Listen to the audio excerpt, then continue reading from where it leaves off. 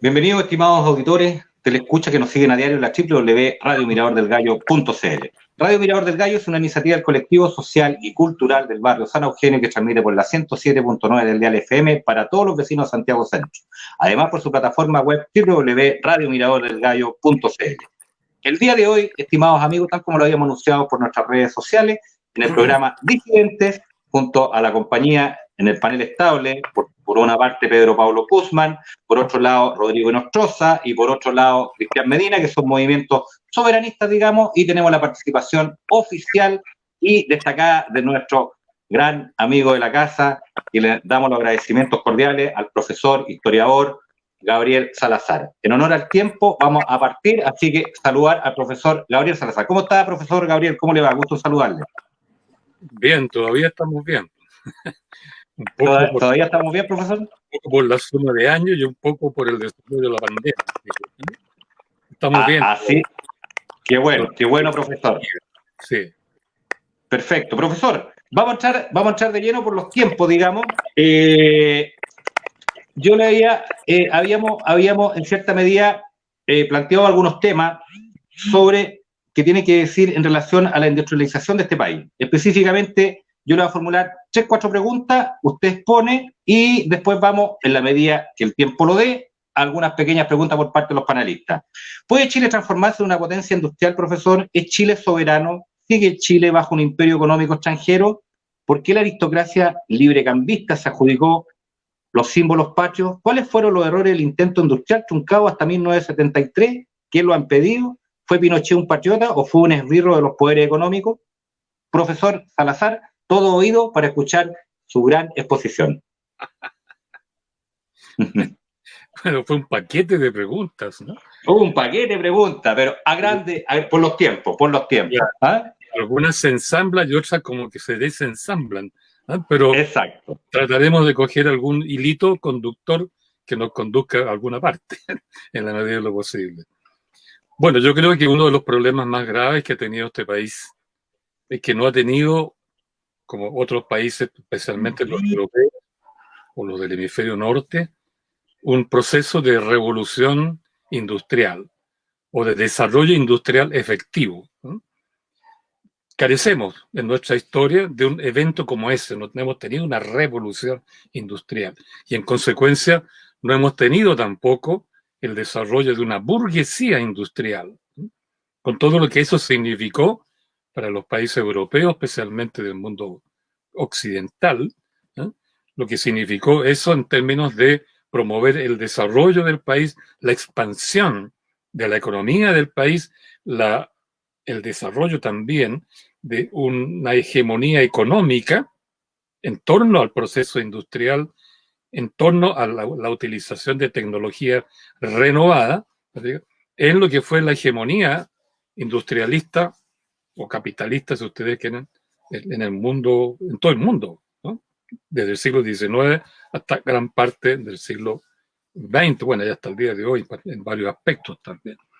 Bueno, pero en Chile, al no tener esta revolución industrial y al no tener tampoco una política de Estado que se propusiera desarrollar este sector productivo en la economía del país e integrar a ese proyecto de industrialización y desarrollo a toda la sociedad chilena, es que hemos vivido 2 siglos de historia, ¿no?, con una clase social menos o muy débil, que es la burguesía industrial, ¿no?, con una incapacidad de generar internamente los procesos productivos que permitan expandir la economía hacia el mundo, como un productor, no como un comprador, no como un importador, ¿no? Y esa es ya podríamos decirlo así, en esos términos, un vacío que incluso nos llevó a vivir sin otra clase social menos, que la clase media productiva. No hemos tenido nunca clase media agraria, no hemos tenido una clase media minera, ¿no?, y no hemos tenido burguesía industrial. Entonces, si miramos en términos del desarrollo capitalista en el mundo, porque hay que reconocer que el capitalismo ha sido la locomotora que ha estado tirando el desarrollo, digamos, material del mundo desde hace varios siglos, ¿no? Y en ese sentido, nosotros, al no tener lo que comentábamos recién, y al carecer de ciertas clases sociales claves en el desarrollo de la economía productiva de un país, es que tenemos, ¿verdad?, problemas de arrastre, problemas históricos de arrastre graves, muy graves. Si hacemos un recuento rápido, porque tenemos poco tiempo, es bien importante recordar que en Chile han habido 3 movimientos industrializadores, 3 intentos realizados por distintos grupos sociales dentro del país para producir un desarrollo industrial sostenido y definitivo. Y estos 3 movimientos de industrialización han sido abortados, ¿no?, por la misma oligarquía dirigente, porque la oligarquía que ha dirigido este país desde don Diego Portales hasta el día de hoy ha sido una oligarquía o una clase capitalista mercantil, ¿no?, o mercantil financiera, no industrial, ¿no? Y todo el mundo sabe que el capitalismo no es en sí mismo homogéneo, porque en el fondo tiene una diversidad interior que de repente genera conflicto al interior mismo del capitalismo. Y una de estas diversidades importantes es esta bifurcación que ha vivido la historia económica del mundo entre una burguesía industrial con un capitalismo industrial que se extendió por el mundo, dominó el mundo, ¿no?, y una oligarquía y una burguesía mercantil financiera que no fue capaz de desarrollar la fuerza productiva, que acumuló dinero fácil, dinero líquido, en una élite y generó un gran subdesarrollo, podríamos decir, en el resto de la sociedad, generando una fisura interna en la sociedad que en este país estaba escociendo desde el siglo XIX hasta el mismísimo día de hoy. Una fue el movimiento industrial de los artesanos chilenos, que ocurrió entre 1830 y más o menos 1865, 1870. Ese movimiento masivo, denso, ¿no?, voluminoso, fue aplastado por la oligarquía mercantil comandada por el comerciante Diego Portales, ¿no?, y todos sus secuaces políticos, Manuel Montt, qué sé yo, etcétera, ¿no?, para favorecer al capitalismo industrial inglés, que a través de sus comerciantes llegó a Chile, se asentó en Chile, ¿eh?, y al favorecer a este conglomerado comercial extranjero instalado en Chile, hundió el proyecto industrializador de los artesanos. Ese fue lo primero. El segundo movimiento fue más poderoso todavía que el anterior, porque fue animado y gestionado por mecánicos e ingenieros extranjeros, que son los que venían cuando Chile importaba maquinaria, por ejemplo, para la minería, o importaba maquinaria para la agricultura, o maquinaria en general para el desarrollo productivo del país. Esa maquinaria importada, esa tecnología importada, llegaba a Chile con el ingeniero correspondiente, porque el ingeniero tenía que armar la máquina, mantenerla, cuidarla, hacerla funcionar, enseñarle a los obreros chilenos, a quien fuera, cómo se usaba ese material, ¿no? Y venían a Chile estos ingenieros con un salario, pero muy pronto se dieron cuenta que era mejor que ellos montaran aquí una industria, ¿no?, ellos mismos, y ganar por esa vía mucho más dinero que el salario de excepción que inclusive le pagaban a ellos. Por eso estos ingenieros, estos mecánicos extranjeros que llegaban junto con la maquinaria que se importaba, comenzaron a fundar fábricas modernas. Y Chile tuvo un gran desarrollo industrial entre 1870 aproximadamente y 1908. Fueron 30 años de una industrialización promovida por estos industriales extranjeros, que son los que fundaron después la SOFOFA. Si ustedes leen la lista de los socios de la SOFOFA, en su gran mayoría, mientras más atrás se van en el tiempo, más apellidos extranjeros hay, ¿no?, porque fue un proyecto de industrialización manejado por técnicos extranjeros, ¿no?, Y llegó a tener tal potencia este desarrollo que Chile por 1906, 1907 tenía capacidad para fabricar sus propias locomotoras, sus propios trenes, todo su material ferrocarrilero, construir barcos a vapor, digamos, con blindados de hierro, qué sé yo, toda una industria pesada. Pero ¿qué ocurrió? Que la oligarquía mercantil, que ahora es simplemente una clase parlamentaria porque había perdido el control de la economía, aplastó, sofocó, no apoyó este movimiento hasta que murió por muerte natural. De esa época quedaron nada más que unos restos de la gran firma de Balfour Lyon y otros más en Valparaíso, sobre cuyos restos se construyó el del Hotel Miramar, Cerro Castillo, etcétera, etcétera. No quedó nada. Y en Santiago solo quedó los edificios, ¿no?, los bodegones, por así decirlo, de la gran Fundición Libertad, que también era una gran empresa metalmecánica, siderúrgica, que pasó a manos, ustedes saben, de la Universidad Arcis. ¿No? Y ahora al quebrar la Universidad Arcis quedan nada más que las murallas paradas, ¿no?, o algo así. Y en tercer lugar tenemos, ¿verdad?, el proceso de industrialización promovido desde el Estado, no por una burguesía industrial, sino por una clase política que se convirtió en buena medida en un empresariado de Estado.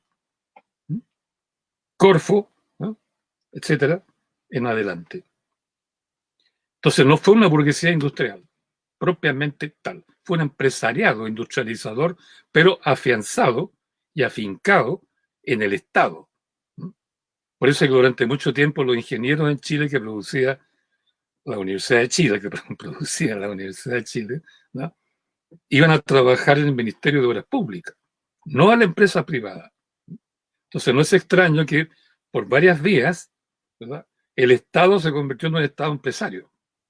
Y esta industrialización trabajó con el gran problema de que, por un lado, produjo mucho bien de consumo, pero no produjo bienes de capital, o sea, no produjo maquinaria, siguiendo la vieja, digamos, tendencia de los empresarios del siglo XIX, que eran extranjeros, que levantaban su fábrica, pero importaban la maquinaria, la tecnología desde Inglaterra, Estados Unidos, Alemania, qué sé yo, de distintas partes. Por eso es que todo el gran proyecto político de industrialización que tuvo Chile después del 38-39, Corfo en adelante, ¿verdad?, se encontró con el problema que mientras más se producía bienes industriales para el consumo de la población, más necesidad había de maquinaria y tecnología moderna. Pero esta ya no se producía en el país. Habían quebrado todas las grandes empresas metalúrgicas de la segunda industrialización. Por eso hubo que importarla de Estados Unidos. Y justo cuando los políticos se izquierdizaban, ¿no?, comenzó esta dependencia estructural, porque Estados Unidos era el único país que quedó en condiciones de vender máquinas después de la Segunda Guerra Mundial. Y Chile entonces se encontró con el tendón de Aquiles de la industrialización, en una situación de dependencia estructural de Estados Unidos. Eso explica la contradicción de que los gobiernos, mientras más desarrollistas eran, mientras más antiimperialistas eran, mayor era la profundización de la dependencia de Estados Unidos. Por eso, Inglaterra, en cambio, cuando fue el gran imperio económico antes de 1930, siempre le vendió a Chile libremente y en gran cantidad la maquinaria que necesitó. Por eso la segunda industrialización alcanzó el nivel que alcanzó. Pero después de la crisis del 30 y después de la Segunda Guerra Mundial, ¿no?, la dependencia de Estados Unidos significó que el gran proyecto de industrialización del Estado se encontró con la pata coja, digamos, que la maquinaria había que comprarla. Y Estados Unidos, por eso que dolió el imperialismo yanqui, no vendió maquinaria nueva, vendió la maquinaria usada. la que se usó antes de la guerra, porque la guerra modernizó toda la industria. Esa maquinaria le llamaron chatarra porque estaba usada. Estados Unidos no quiso prestarle dinero a Chile, y si le prestaba, con el Exim Bank, el famoso banco de la época, era dinero para comprar específicamente chatarra, es decir, maquinaria usada. Por esa razón, Chile entonces, con este gran proceso de industrialización, trabajó siempre con que el sector fundamental de la economía, que era la provisión y el abastecimiento de maquinaria, tecnología, fuerzas productivas, medios de producción, etcétera, fue deficitario. Eso implicó entonces una inflación de costos. Y eso implicó entonces una inflación que fue récord mundial en esos años, ¿no? Recordemos que estuvimos siempre entre 30, 40, 50% de inflación anual en ese periodo. Llegamos a 300% en los años finales de Allende y a 500% en los años iniciales de la tiranía militar, digamos, ¿no? Que vino después. Entonces, por eso que la tercera industrialización en Chile también fracasó, por falta de visión de los planificadores, ¿no? Porque para ellos era más fácil, de alguna manera, participar en sociedades anónimas industriales donde ellos, estando en el Estado, podían ser directivos o socios, ¿no? Yo estudié eso en detalle, ¿no? La mayoría de los políticos de ese periodo, junto con ser parlamentarios, eran directores de sociedades anónimas. Entonces era un empresariado de Estado, que por un lado era empresariado a través del Estado y por otro lado eran políticos en representación del pueblo, ¿no? Entonces habían ahí contradicciones enormes, ¿no? Pero lo más grave, a mi modo de ver, es que este proyecto de industrialización falló en el insumo fundamental, ¿no? Porque en Chile no se produjeron máquinas, no se ha producido innovación tecnológica productiva, ¿no? Productiva, ¿no? Yo una vez entrevisté a unos industriales importantes que no voy a nombrar, de la CEPAL me pidieron una consultoría sobre estos problemas, y yo entrevisté a varios de esos industriales y le pregunté a uno de ellos, ¿por qué ustedes, cuando hay que desarrollar la industria, producen toda clase de bienes de consumo, pero no instalan ninguna industria que produzca bienes de capital, excepto la CAP, ¿no es cierto?, que además produce hierro, no produce, digamos, maquinaria, ¿no? Y me dijo, no, ¿para qué? ¿Para qué vamos a montar en Chile fundiciones metalúrgicas, ¿no es cierto?, que generen la producción de maquinaria, herramientas, repuestos, qué sé yo qué? Porque me dijo, dice su frase para la posteridad, la tecnología, me dijo, se importa. Y lo dijo con, como quien dice, creo en Dios, ¿no? Poco menos, ¿no? Una actitud así de fe absoluta. La tecnología se importa, ¿no? Y ese ha sido un mal del capitalismo chileno. No tuvo revolución industrial, no intentó hacerla tampoco, y por tanto quedó dependiente de la tecnología, y por eso todos los empresarios, todos los políticos llegan a la misma conclusión, ¿eh? La tecnología se importa. Y claro, se importa cara cuando los países quieren venderla. Y Estados Unidos, digamos, fue muy reticente en vender tecnología a América Latina después de la Guerra Mundial. Por eso en el año 48 se realizó una conferencia panamericana en Bogotá, ¿no? Y ahí todos los cancilleres de América Latina, todos, le pidieron a Estados Unidos que le ayudara a todos los programas de industrialización. Todos los países estaban con estos programas de industrialización, cual más, cual menos. Y entonces le rogaron que uno les diera crédito, más o menos barato, como quien dice, para comprar maquinaria, y segundo, que le vendieran maquinaria moderna, digamos, actualizada, para implementar sus proyectos de industrialización. Y Estados Unidos, allí a través del secretario de Estado de la época, era George Marshall, el mismo general que implementó el plan Marshall para reconstruir Europa, fue, pero brutalmente sarcástico. Y dijo muy pocas palabras, ¿no? Estados Unidos ahora es la primera potencia mundial. Tiene que reconstruir Europa y tiene que enfrentar ahora el peligro, pasó el peligro alemán, ahora viene el peligro soviético. Por tanto, nuestro rol hoy día nos impide ser el tío Sam que ayuda a su hermanito de la América del Sur o Latinoamérica. Y agregó, ¿no? Ustedes tienen que copiar nuestro modelo de desarrollo, la iniciativa privada. Y así ustedes se pueden desarrollar solito a través de la economía de libre mercado y la iniciativa privada. No intenten, por tanto, generar políticas de desarrollo con planificación central en el Estado, sino, de nuevo, la iniciativa. Nosotros nos desarrollamos así. Imítenlos. Y no hubo ayuda. No hubo ayuda, ninguna. Siguió la venta de chatarra, siguieron los préstamos atados, ¿no es cierto? Y todos los países de América Latina se encontraron al mismo problema. Querían desarrollar la producción, no tenían la capacidad productiva para bajar los costos, trabajaron con tasas de inflación gigantesca, los salarios quedaron abajo, movilización social, ¿verdad? Etcétera, etcétera, y el peligro comunista entonces que comenzó a preocupar a Estados Unidos, ¿no? Ese fue el problema. Entonces, por eso que la industrialización en Chile, lo ustedes quieren, los industriales en Chile, ¿no? Los pocos industriales que hemos tenido o que tenemos hoy día, no hay prácticamente. No podemos citar ningún gran industrial, ¿no? en este país.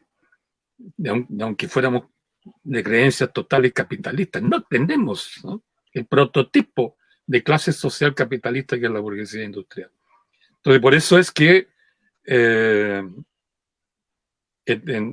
nuestro país tuvimos que encontrar, ¿verdad?, el camino que nos ofrecía el propio Estados Unidos.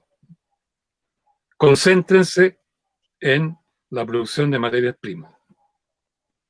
Incrementen la producción de eso, nos tendrán recursos e importen, ¿no?, importen todos los productos manufacturados e importen toda la tecnología que necesiten, ¿no?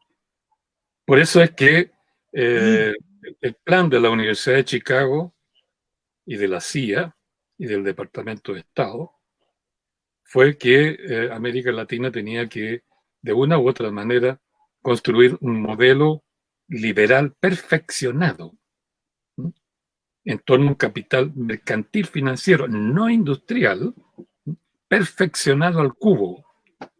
Y ese fue el diseño que se fue trabajando en los laboratorios de la Universidad de Chicago y en la CIA, ¿no?, y que fue curiosamente distinto a los laboratorios del ¿cómo se llama?, del Inter-American College of Defense, ¿no?, que es donde iban a instruirse los militares de América Latina, los oficiales de los ejércitos de América Latina después del pacto que se hizo en 1947. Porque lo que se estudió en esos laboratorios militares era el juego de guerra. Y los juegos de guerra, ustedes saben, son miles de alternativas que se estudian con toda clase de detalle respecto de un enemigo potencial. Que sea real, claro. Ante Alemania, ok. Pero el peligro del comunismo, después de los años 50, no era real. Era ideológico. Y por eso es que en estas escuelas paramilitares se estudiaban a través de los juegos de guerra cómo ante el eventual ataque comunista había que reaccionar. Por eso es que los militares aprendieron en estos colegios que el peligro comunista, ¿no?, o el peligro internacional del comunismo, como le ponían ellos, era el problema central. Mientras que en la Universidad de Chicago estaba planteándose el problema, ¿cómo desarrollamos estos países dentro del modelo liberal, desechando todos los proyectos que tenían un carácter de planificación central desde el Estado, ¿sí?, o nacional desarrollista, o socialdemócrata, o populista, como quiera que, o qué sé yo, del bloque socialista, o incluso del movimiento nacional socialista alemán, ¿no?, o de la revolución Meiji en Japón, ¿no?, en todos los cuales el Estado fue el planificador central, pero no para favorecer a pequeños señores que querían enriquecerse, como fue el caso de Chile, ¿no? Sino para planificar el desarrollo del conjunto del país, ¿no? Entonces, por eso es que, para desgracia de los chilenos, hubo un desacuerdo inicial, por lo menos, entre lo que aprendían unos en la Universidad de Chicago y lo que aprendían otros en la Inter-American College, ¿no? Etcétera. Y por eso es que finalmente triunfa en Chile el modelo de los Chicago Boys, que es el mismo modelo neoliberal purificado, perfeccionado al cubo, ¿no? Reconstruido y planificado con todos los recursos imaginables, militares y económicos, ¿no? Para demostrarle al mundo que el modelo neoliberal también podía generar desarrollo productivo industrial e integración social, ¿no? También, ¿no? Y ese modelo había que demostrarle al mundo, porque Estados Unidos quedó prácticamente solo después de la Segunda Guerra Mundial durante 20 o 30 años, porque toda Europa se volvió socialdemócrata. La Unión Soviética siguió con su proyecto de socialismo de Estado, ¿no? China también, el sudeste asiático trabajó su desarrollo con presencia del Estado. América Latina, populista. Estados Unidos quedó solo. Y la gran acusación de todos estos países al modelo liberal era que generaba subdesarrollo y no desarrollo en los países del tercer mundo.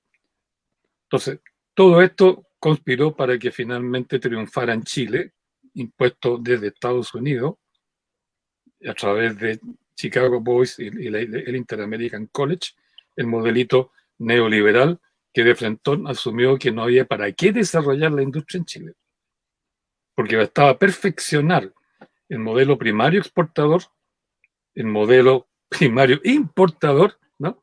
Y lograr ahí un equilibrio y un desarrollo sobre la base del consumismo individual, con ayuda de un crédito desaforado, que se entrega por miles, ¿verdad?, pero que aplica tasa usurera de interés.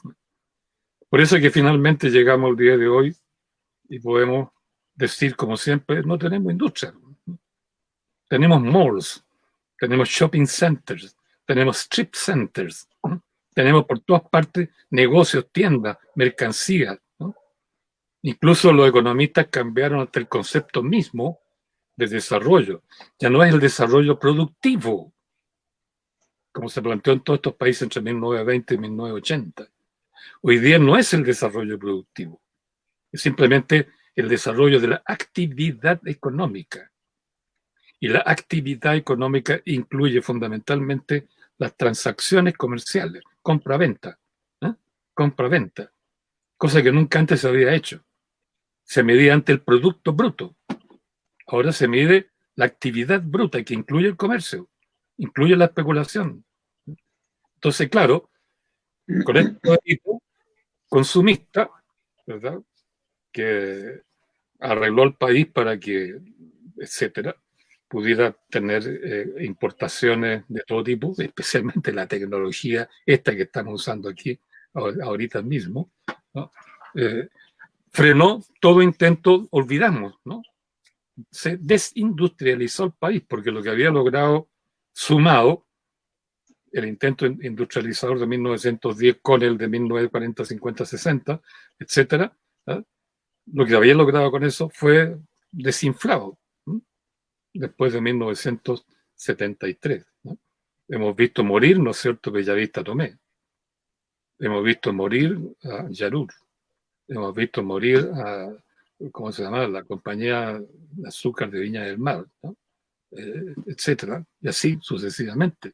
La industria del calzado, la industria textil, todo, ¿eh? El 95% de lo que consumimos es importado, ¿eh?, al día de hoy. Bueno, es una gran pregunta. Intenté de resumir la importancia que tuvo en Chile esto. Perdón a lo largo de la respuesta. Yo no doy respuesta ideológica, ¿no?, ni teórica. La respuesta a las preguntas yo las doy con relatos, con hechos históricos, concretos. Entonces no tengo necesidad de tirar conceptos abstractos, sino que más bien datos, ¿no? Y por eso estas cosas se largan, así que disculpa lo largo de la respuesta. No, profesor, por favor, es un deleite, y la verdad que la sintonía que hemos tenido, que estamos teniendo, y la cantidad de saludos, digamos, y me sumo a los comentarios de la gente que dice que es un deleite escuchar al profesor Salazar. Profesor, vamos a ir a una pequeña ronda de preguntas, yo sé que están los tiempos bastante ajustados. Pedro Pablo Guzmán, por favor, la pregunta para el profesor Salazar. Profesor, buenas tardes. Disculpe que tenga que apurar también la pregunta. Un gusto poder tenerlo, un gusto poder escucharlo y le agradezco lo que acaba de decir porque finalmente está confirmando lo que nosotros hemos venido diciendo hace mucho rato, la necesidad de un país industrial y de llevar adelante lo que nosotros llamamos la insubordinación fundante. Y hacia allá va la pregunta. Existe un profesor doctorado en España, que es argentino, llamado Marcelo Guilló, que habla sobre la necesidad de una insubordinación fundante. ¿Qué sería esta insubordinación fundante? La necesidad, y él hace la explicación a través de todos los países que han desarrollado el capitalismo industrial y no el capitalismo financiero, de cerrarse en alguna medida o en algunos sectores durante X o determinado tiempo para poder hacer desarrollo de industria. Nosotros hemos planteado como movimiento soberanista, nacionalista real, no, por favor, no piense en el nacionalismo de los guasos quincheros, sino en el nacionalismo real, en esta idea como la de Mario Góngora, en crear esta protección a los recursos naturales, a la industrialización del cobre, del litio. ¿Cree usted que entendiendo que ahora ya no existe un solo gendarme universal que es Estados Unidos, que existen otros productores de capital, de maquinaria, de capital real, la posibilidad de crear nuestra propia insubordinación fundante y de transformar a Chile en una potencia industrial en el litio, en el cobre y en todos sus derivados? Bueno, yo creo que la situación actual en el mundo, la situación económica, social, política, etcétera, es hoy muy distinta a la que había por los años 60, 70, 40, 50, 60, 70. O sea, la otra democracia que decimos en Chile, ¿no? Esa democracia que intentó desarrollarse entre 1938 y 1973. No hay duda que el mundo de hoy, para decirlo lo más brevemente posible, citando autores esta vez, ¿no? O por lo menos aludiendo a sus conclusiones, ya no está dirigido desde un centro o dos centros, ¿no? Porque durante mucho tiempo, desde que estalló la revolución industrial, el mundo fue hegemonizado desde el centro que era Inglaterra. Porque Inglaterra pudo construir el imperio económico más grande que ha existido en la historia, 29 millones de kilómetros cuadrados tenía eso, ¿no? En su momento de gloria. Y con una hegemonía además que no fue militarizada, no fueron invadiendo países. La gracia del imperialismo inglés es que era un imperialismo seductor, por decirlo así, ¿no? Seductor. Ofrecía la mercancía, no intentaba violentar, ¿no?, la entronización, a pesar que tenía la Royal Navy, es decir, la Armada Británica, protegiendo a sus mercaderes por todo el mundo. Pero la Royal Navy nunca disparó ni siquiera un cañonazo. Durante todo el siglo XIX y como hasta 1920 aproximadamente, o un poquito antes de la guerra, Inglaterra mantuvo una flota de guerra frente a las costas del Pacífico, navegando, ¿no? Desde digamos, ¿cómo se llama? Desde Acapulco, en México, hasta Valparaíso, ¿no? Cuidando, protegiendo sus mercaderes, pero nunca hubo que disparar ni un cañonazo. Entonces, los ingleses además respetaban sus contratos, trataban muy bien porque pagaban sus compromisos a los trabajadores. Por eso no olvidemos que los patrones gringos fueron amados por los trabajadores chilenos, ¿no? Al punto que, por ejemplo, el que construyó el ferrocarril Santiago-Valparaíso, ¿no?, que era un gringo norteamericano, cuando este puso un aviso en el Mercurio de Valparaíso que contratemos peones para construir ferrocarril en Perú, 35.000 peones se fueron con él a Perú a construir el ferrocarril de la sierra peruana. 35.000, que era un porcentaje altísimo de la fuerza de trabajo chilena, ¿no? generó incluso prácticamente el llanto de los patrones de la Sociedad Nacional de Agricultura, sobre todo, e incluso de la emergente recién la Sociedad de Fomento Fabril, ¿no? Porque se le iba la clase trabajadora, y la más activa, precisamente. Digo esto porque en el siglo XIX había un imperialismo clarísimo, con un gran centro en Inglaterra. En la época de gloria de ese país, la época de la reina Victoria, cuando ellos decían Britain rules the waves, es decir, Inglaterra gobierna las olas del mundo, de los mares del mundo. Bueno, después de alguna manera y después de la Segunda Guerra, de nuevo tuvimos una hegemonía, la llamamos imperialismo, no da lo mismo, después de la Segunda Guerra Mundial. Porque toda la hegemonía europea quedó, y Chile perdió su eje económico en Europa, ¿no? Y con las dos guerras mundiales perdió ese eje, quedó sin padre, por decirlo así, sin padre económico, sin protector económico, como habían sido los ingleses, y ahí es donde apareció Estados Unidos como el gran patrón del mundo económico. Y Estados Unidos no colaboró con América Latina en esta aventura hacia el desarrollo industrial, ¿no? De ahí la rabia, ¿no? Nunca sentimos rabia contra el imperialismo inglés. Al contrario, tampoco contra el imperialismo alemán, cuando los alemanes quisieron industrializar Chile, instalando fábricas de gigantescas máquinas, fábricas de maquinaria en Chile por 1910, 1912, 1913. Por eso que cuando Chile se planteó la política industrial, algunos de ellos, entre ellos el presidente Pedro Aguirre Cerda, tomó como ejemplo la industrialización alemana. Porque los alemanes se acercaron a Chile para industrializar Chile y derrotar, o por lo menos desbancar o mandar cambiar el capitalismo y el imperialismo inglés, ¿no? Pero ¿qué ocurre? Que esa relación orgánica, podríamos decir, económica, que tuvo Chile con Europa, después de la Segunda Guerra Mundial, destruida Europa, no encontró un similar en Estados Unidos. De ahí la odiosidad que surge en ese periodo hacia Estados Unidos. De ahí la configuración del concepto imperialismo, con todo lo que contiene ese concepto, en esa época por lo menos, de odiosidad, ¿no? Yankee go home, ¿no?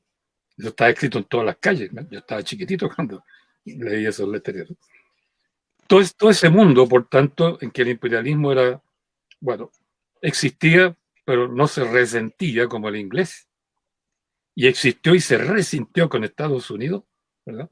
Después de 1982, de la revolución neoliberal que se extendió por el mundo, que es una materia para otro tipo de análisis, cambia. Porque ya no es un mundo que tiene un eje de dominación central. Ahora, todos los estudiosos de este problema están de acuerdo que hoy día el mundo está viviendo un policentrismo hegemónico. Estados Unidos pretende seguir siendo. Se autoarrogó el título de gendarme de los procesos de desarrollo del mercado, digamos, del mercado neoliberal. Pero en estricto rigor, ¿no? El sudeste asiático, Japón, el sudeste asiático, China, tiene una tasa de desarrollo y de capacidad de innovación tecnológica mayor que Estados Unidos. Hoy día está clarito el conflicto de Estados Unidos-China. Pero por otro lado, la Unión Soviética, Europa Occidental, también, ¿no? Ejercen una hegemonía lateral, digamos, muy significativa. Y lo mismo podemos decir de la India, en muchos aspectos, ¿no? Y otros países también. Entonces, por eso es que el mundo neoliberal se caracteriza porque es policentrista. De ahí que es una esfera, ¿no? Es un mundo, es un globo. De ahí la globalización que domina. Y esta dominación es distinta porque no tiene cabeza visible. Trump quisiera hacer la cabeza visible, pero hace ridículo. hacer el ridículo, ¿no? Y así otros también. No es tiempo para grandes caudillos, como ocurrió en esa medida. Ya no es tiempo ni para Stalin, ni para Hitler, ni para Perón, ni para Mussolini, ni siquiera para Fidel Castro. Tampoco para Chávez. Hoy día el poder como que sea, lo dicen los postmodernistas, los filósofos postmodernistas, ¿no? El poder hoy día es una nube, igual que el ciberespacio, es una nube. Y domina por partículas, no domina por un centro central. Nos domina, por ejemplo, a través del consumo. El apetito consumista no se siente de un poder central, uno lo siente dentro de uno. Entonces, como decía este filósofo francés, ¿no? Se me escapa el nombre en este momento, el poder es como un éter, hoy, que se nos mete dentro, y está en todas partes, se nos mete dentro y nos gobierna desde dentro. Por eso es que hoy día no se habla tanto de imperialismo brutal como fue en Estados Unidos después de la Segunda Guerra, sino más bien de la gobernanza que ha establecido la economía de mercado en todas partes, y a lo que llaman globalización. Y la globalización obviamente exige que los países, por decisión propia, no por imposición material o armada, se desnacionalicen por opción propia. Entonces hoy día la forma de dominación, el nuevo imperialismo, podríamos decir, el nuevo imperialismo, no es un imperialismo con un centro abusivo, es un imperialismo que se ha globalizado, que es una suerte de ciberespacio que opera a través de opciones individuales de consumo y opera a través de opciones desnacionalizadoras de los países mismos en pro de la globalización. Por eso es que en Chile los gobiernos de la concertación, digamos, ¿no? O sea, los países, los partidos de centro, su política de seguridad nacional consistió en tratar de convencer a los militares para que en conjunto, asociados a la clase política civil y la clase política militar, ¿no? Juntos se incorporaran fluidamente a la globalización, lo que significó revisar el concepto de nación, nacionalismo, ¿no? Entonces, más bien hoy día, defender la nación es defender la globalización, porque el país está dentro de la globalización. Pero por eso es que el concepto de imperialismo al día de hoy es muy distinto al de otras épocas. Es realmente postmoderno. Es decir, no es un centro que domina brutalmente, es más bien una nube que nos intoxica, por decirlo así, ¿no? Desde adentro, y nos hace tomar decisiones en contra nuestra, ¿eh? Sin que lo notemos. Y esto explica entonces lo que usted tal vez llama, que yo no conocía el concepto, de esta rebelión fundante, no sé cómo lo llamaron, ¿no? Claro que la movilización del 18 de octubre quedó clarito, ¿no? Todos los sectores de ciudadanía se rebelan, y se rebelan contra un sistema que no es solo el neoliberal, es el sistema que se viene arrastrando en Chile desde 1830, por tal en adelante, que es el mismo, que es la dominación de la oligarquía mercantil, ¿no? Y esta rebelión, por primera vez en Chile, es una rebelión que quiere ir más allá de la protesta, aunque la protesta es mayor que la propuesta al día de hoy. Pero quiere ir más allá de la protesta y fundar un nuevo régimen, un nuevo sistema a nivel local y nacional. El problema es que, estamos de acuerdo, vamos en ese camino, la rebelión ciudadana, el ejercicio de la soberanía popular para construir un nuevo sistema. El problema es que no sabemos cómo tiene que ser ese nuevo sistema, ni tampoco sabemos bien cómo vamos a organizar una asamblea constituyente para llegar a ese sistema. Porque nunca nos enseñaron nada a este respecto.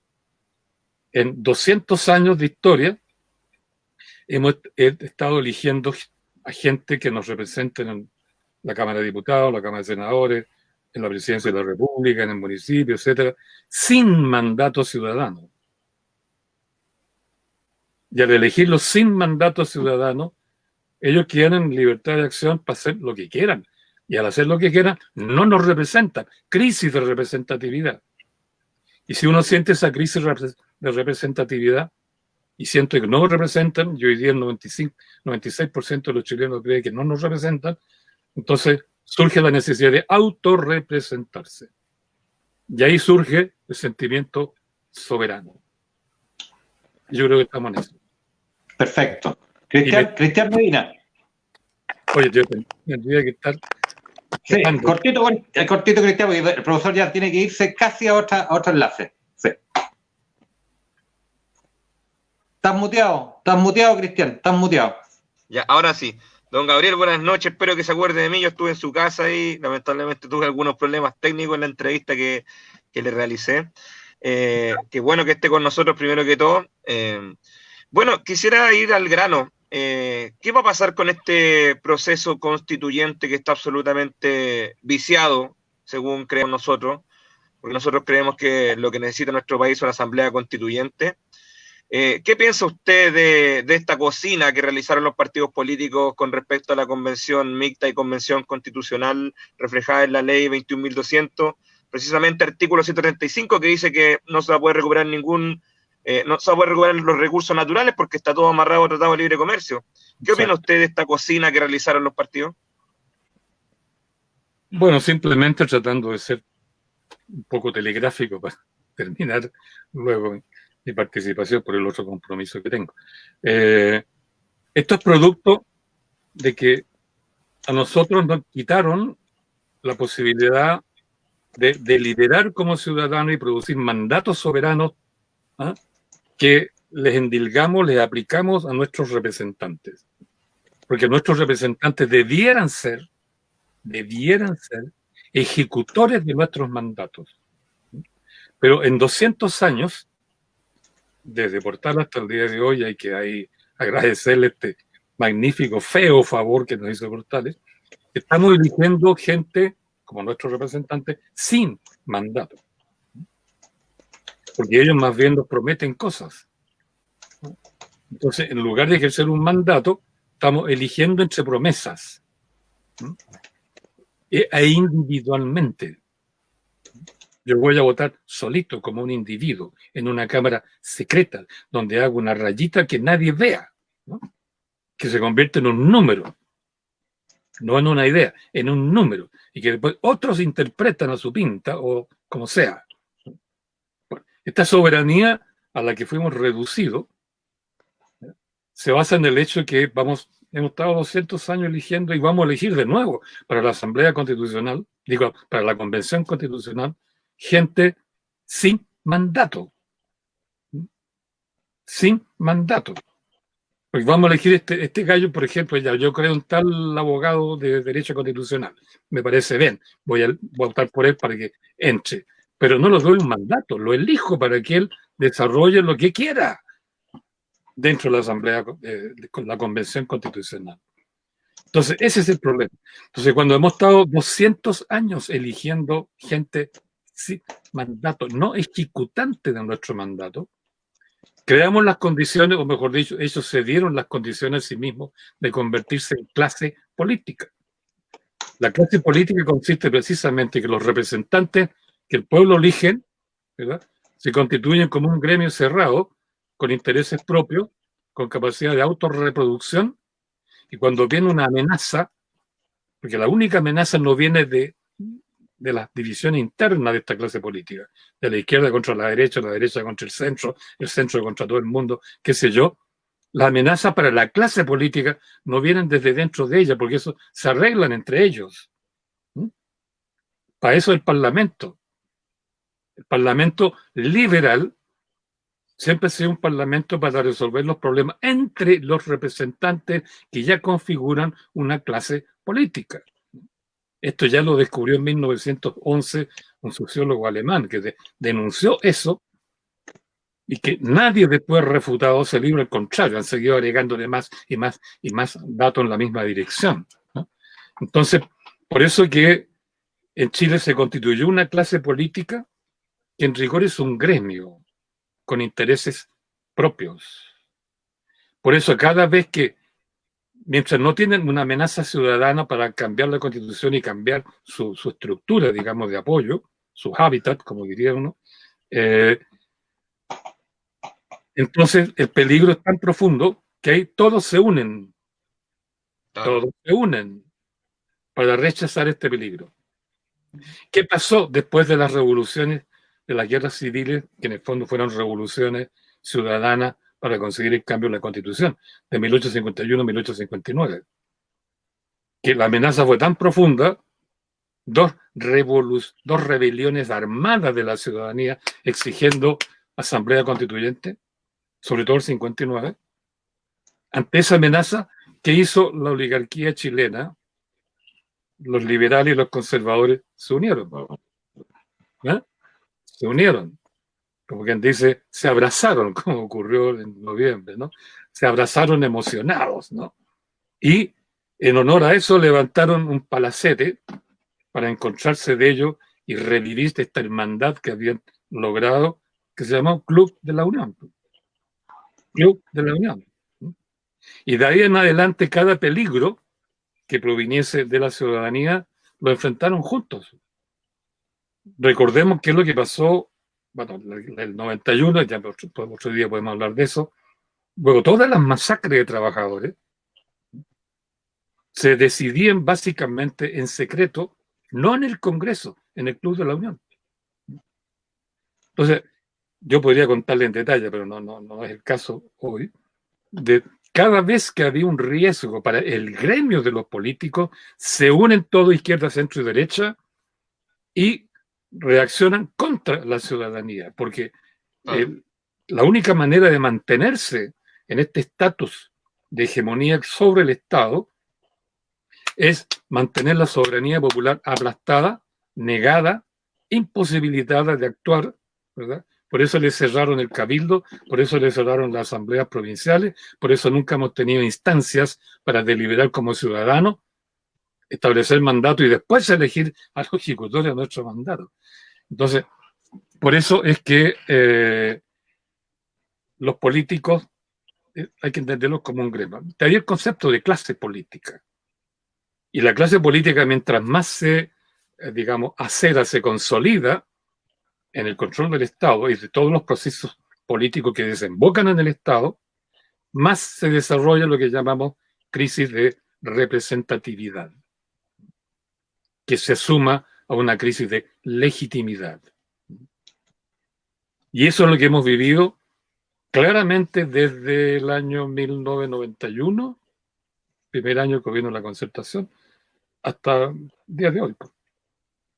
Yo le he seguido la pista, ¿no? Porque el año 1991, numerosas encuestas, especialmente el Programa Naciones Unidas para el Desarrollo, el PNUD, revelaron que ya el 91, como quien dice, el año 1, después que la alegría llegó, ¿no? El 54%, 56%, ya no me acuerdo bien, 54% de los consultados a nivel de todo Chile dijeron: no me gustó la transición, no me gusta este modelo político, no me gustan los partidos, no me gustan los políticos, no me gusta el Congreso. Y justamente la única entidad que respetaban pues estos años era el Cuerpo de Carabineros, ¿no? Que tenía la puntuación más alta. Y esa cantidad, el año 1 de la Concertación, ¿no?, que podríamos llamar la nueva democracia, ya más de la mitad de los chilenos estaba contra el sistema.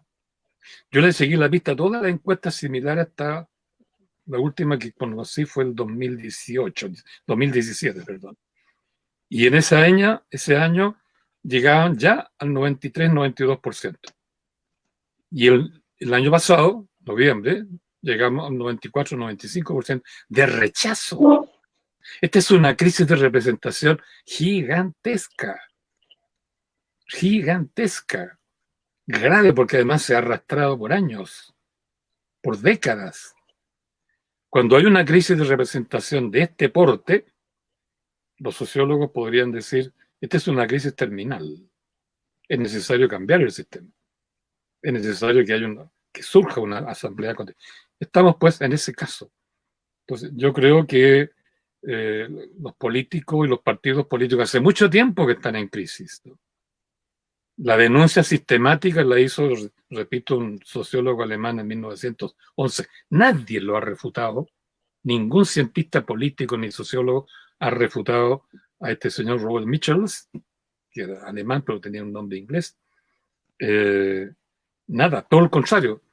Hay una montaña de conclusiones científicas en contra de las clases políticas y los partidos que están implicados dentro de ellas. Entonces, nuestro problema es gigantesco, ¿no? Los ciudadanos, como depositarios naturales de la soberanía popular, tenemos tareas gigantescas, ¿no? De alguna manera, volver a ser soberanos, ¿ya? Aprender a ejercer el poder constituyente, organizar una asamblea constituyente legítima, netamente ciudadana, ¿verdad? Y además de eso, y ahora nos cayó encima otro problema catastrófico gigantesco, ¿no? Porque tenemos la crisis, la pandemia, que es una catástrofe sanitaria excepcional. Se nos viene encima la crisis climática, que es una catástrofe natural gigantesca. Tenemos además la crisis económica que viene vinculada con la pandémica. Tenemos la crisis constituyente.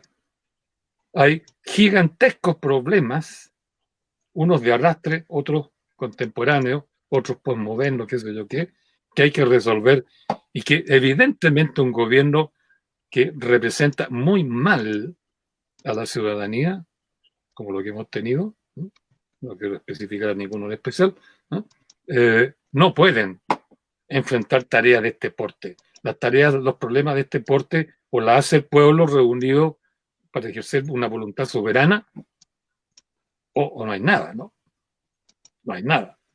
Porque son tareas gigantescas que solamente un pueblo en plena deliberación consigo mismo puede ejercer, digamos, proponer las soluciones y los mandatos necesarios para resolverlo. No es cuestión de intereses privados, no es cuestión de ley, no es cuestión de, ¿verdad?, la legalidad del ejercicio de tal o cual autoridad.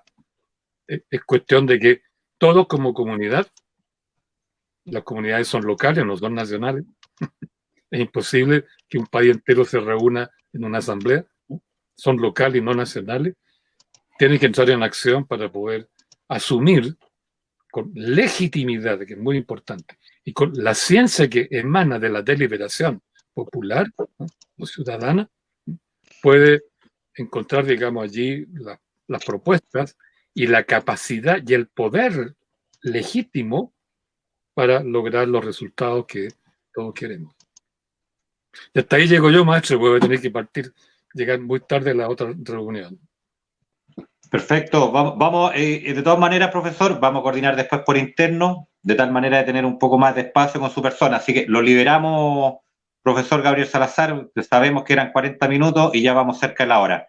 Muchas gracias, don Gabriel Salazar. Nosotros nos vamos a quedar por interno para cerrar el programa, de acuerdo, digamos, las ideas que fueron puestas por el profesor historiador Gabriel Salazar. Profesor, muchas gracias. Que estén muy bien todos ustedes, cuídense mucho. Grande, Gracias, profe. profesor. Sí, bueno, la verdad que el profesor efectivamente contaba con 40 minutos, no, digamos, lo desplayamos, el profesor, bueno, escuchar al profesor es un deleite, la verdad que sí, pues así que vamos a coordinar nuevamente otro programa con el profesor Gabriel Salazar, en la que puede ser más extenso, en otro horario, así que eso, pues así que Pedro Pablo Cumas, vamos a las ideas finales, redondeando de acuerdo a la exposición del profesor Gabriel Salazar. A ver, yo creo que lo que ha dicho el profesor Salazar es gravitante para el futuro de Chile, porque finalmente todos llegamos a las mismas conclusiones. La necesidad de nuestra propia insubordinación fundante, de decir de aquí en adelante nosotros nos transformamos en un país industrializado.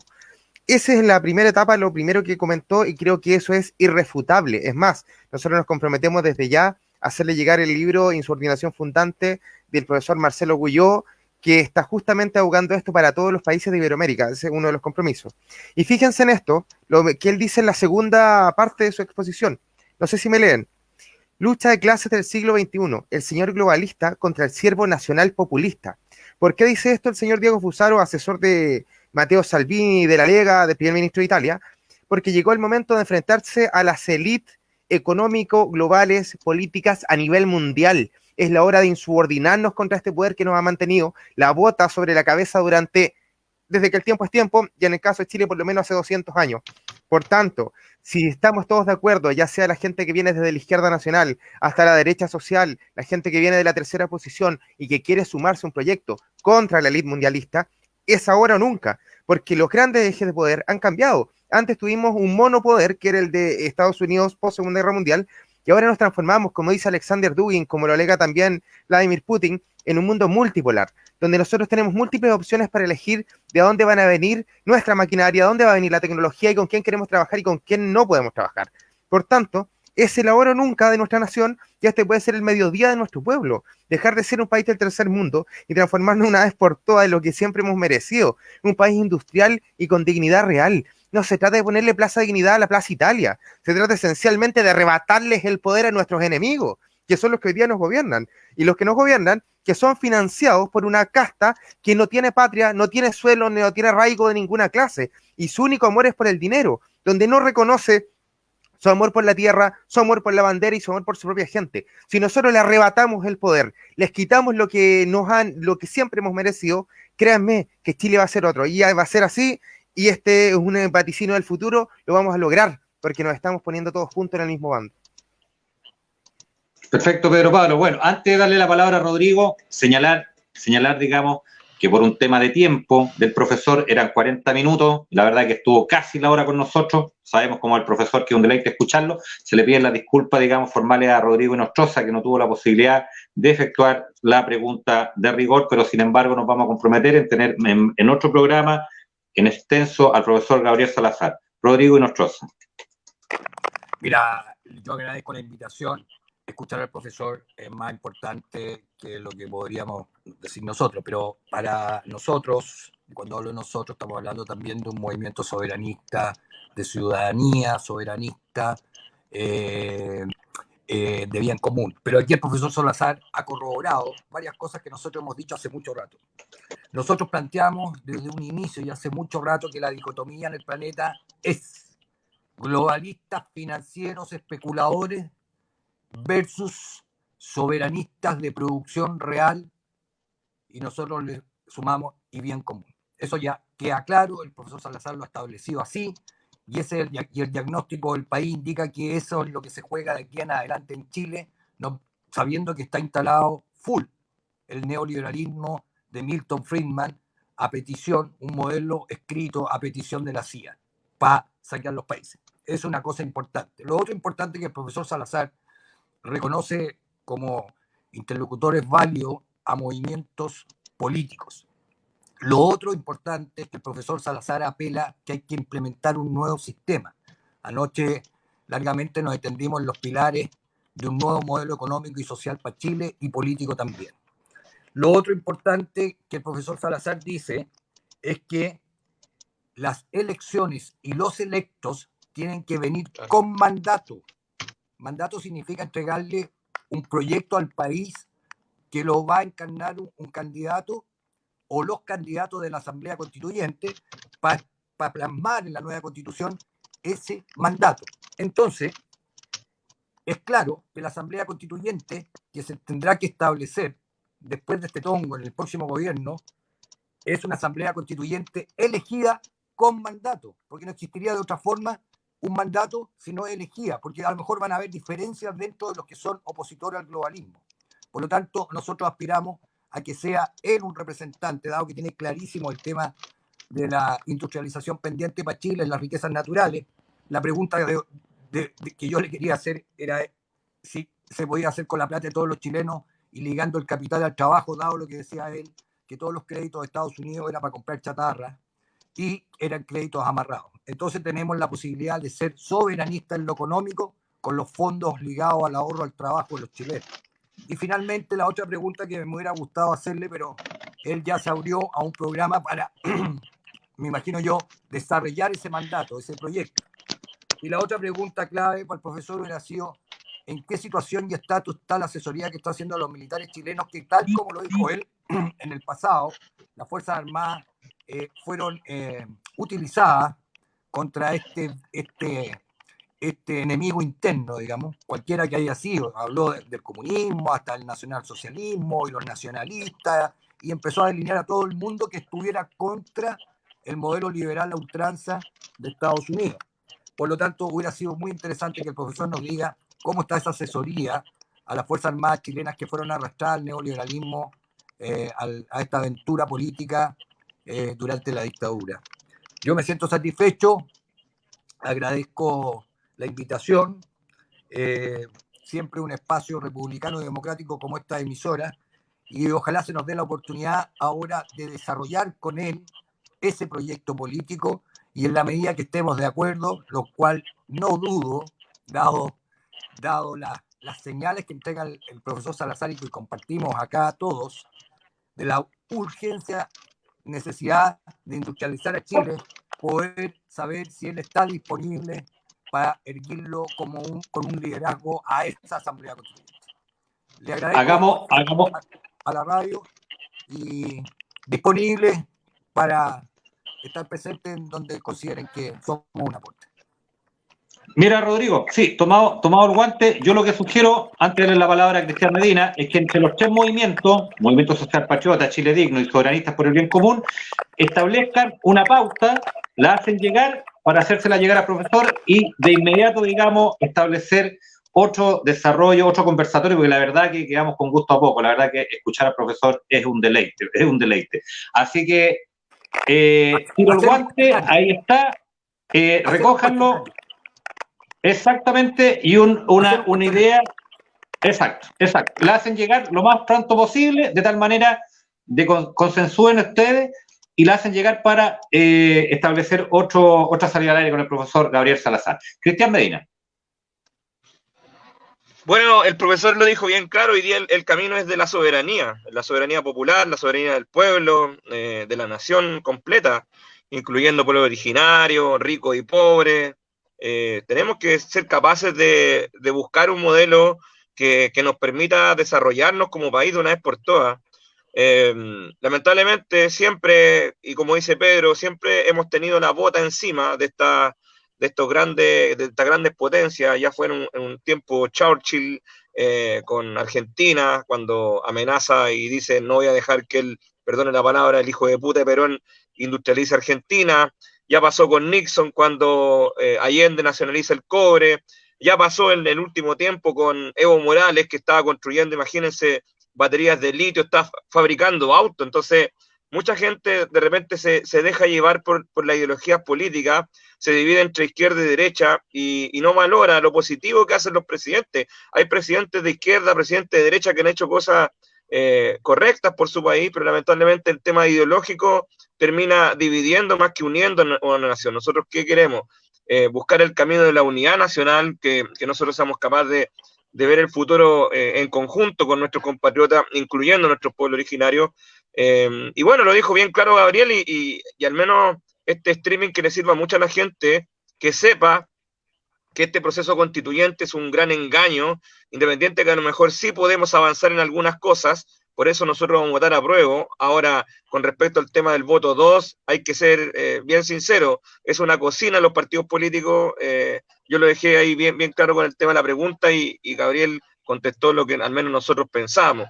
Como dice también Rodrigo, acá lo más importante es el proyecto político, acá, y que el mandato, o sea, si el día de mañana ponemos algún presidente de la República, algún diputado, algún senador, este representante de la ciudadanía, porque eso es lo que es, tiene que ir con un mandato.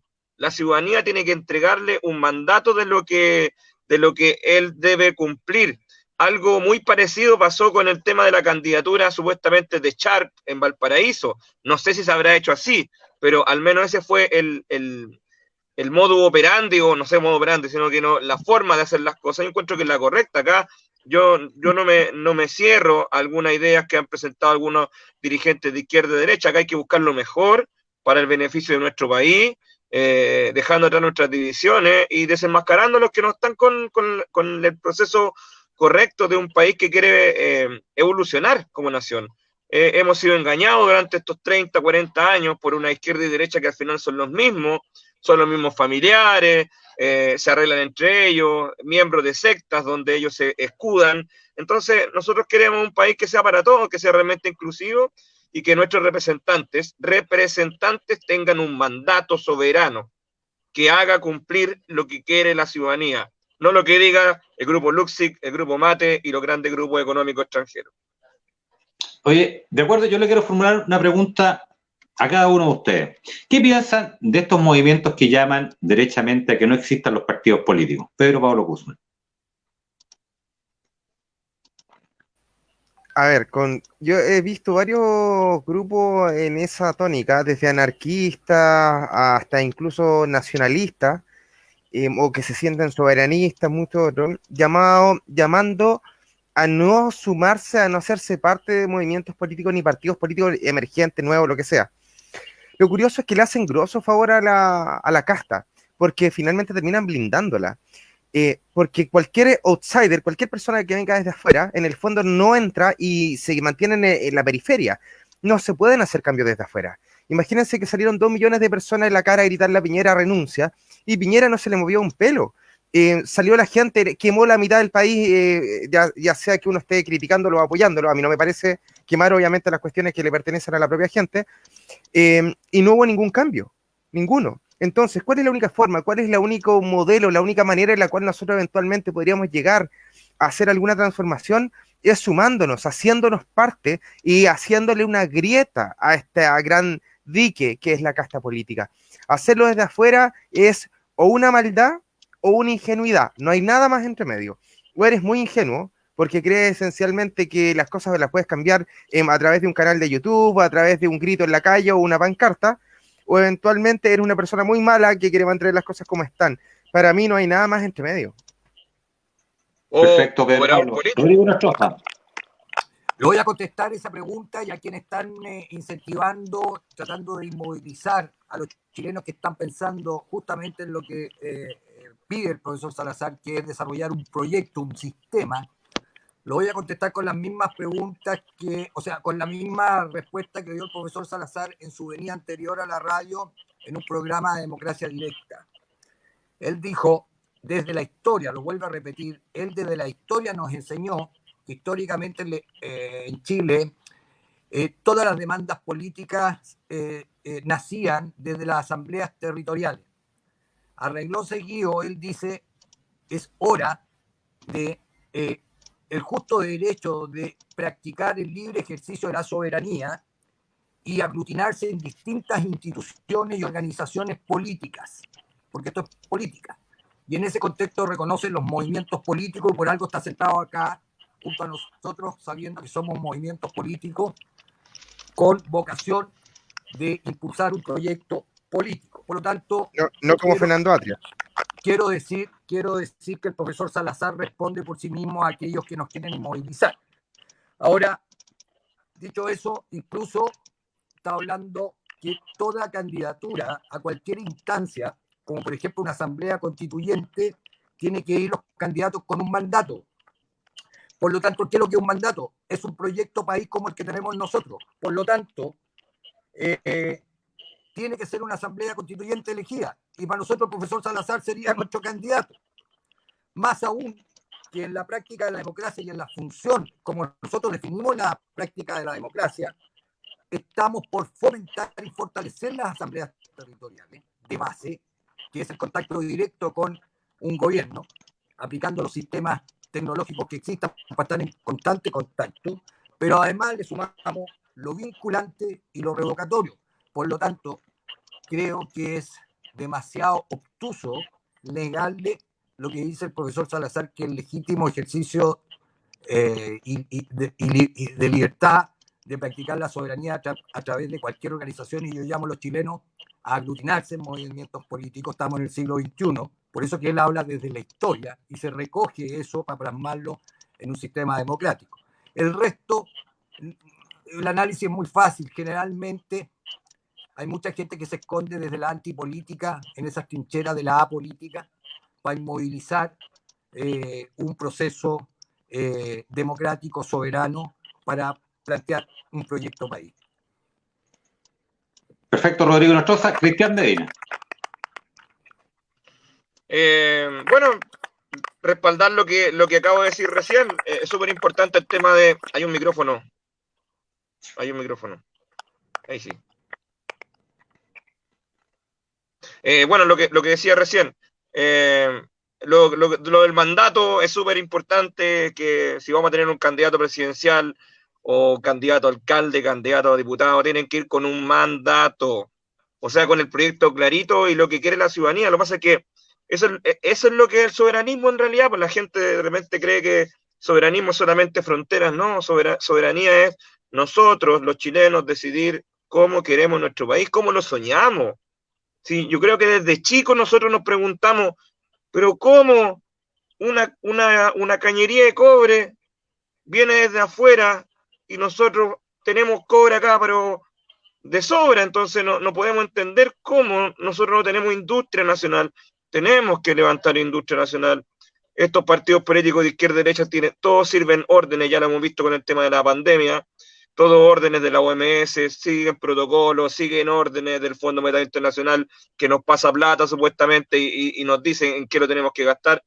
No, pues eso no es ser soberano. Ser soberano es tomar las decisiones nosotros. ¿Qué queremos para nuestro país? ¿Con quiénes negociamos? ¿Con quiénes no? No tenemos por qué seguir permitiendo que nos pongan la bota encima. Así que bueno, bastante contento y te agradezco la invitación hoy día, Jorge, porque si bien nuestro programa en los días jueves, al menos yo me siento bastante honrado porque haya sido capaz de invitarnos a este streaming junto con Gabriel Salazar. Y bueno, comentarle a algunas personas que ya que estamos en todo este tema de la pandemia, la próxima semana vamos a estar con 2 médicos chilenos que van a ser, ya el tercero, porque el primero lo planteó Jorge, que van a salir en contra de la falsa pandemia. Así que ahí vamos a estar en contacto con Jorge y la idea es hacer un programa en conjunto también. Así que bueno, muchas gracias por habernos invitado y bueno, un saludo también a los muchachos. Perfecto. Dicho eso, estimados amigos, despedir el programa de hoy, que fue un programa especial de Disidentes, junto a la participación, a lo menos una hora, estuvo el profesor Gabriel Salazar con el compromiso de estar nuevamente con el programa Disidente. Despedir la presencia de Pedro Pablo Guzmán, del Movimiento Social Patriota, de Rodrigo Nostroza, de Soberanistas por el Bien Común, y finalmente de Cristian Medina, del Movimiento Chile Digno, y dar los agradecimientos especiales a Mario, por otro lado, que ha estado compartiendo este video en las redes sociales, que hemos tenido una audiencia pero inmensa, y por otro lado, saludar la figura de Alejandro Correa, que es la persona en los mandos técnicos, que es la persona que en el fondo hace posible que esto se pueda llevar a cabo. Decirle a nuestros amigos que en la www.radiomiradordelgallo.cl se ha creado un link donde nuestros amigos pueden efectuar sus aportes para que este medio alternativo se pueda seguir manteniendo en el aire con la parrilla de programas que hemos tenido hasta la fecha. Ahí está el link que lo acaba de señalar Alejandro Correa. Dicho eso, despedirnos y vernos el próximo jueves en otro programa de Disidente a las 22:15 horas. Muchas gracias, buenas noches. ¡Viva Chile!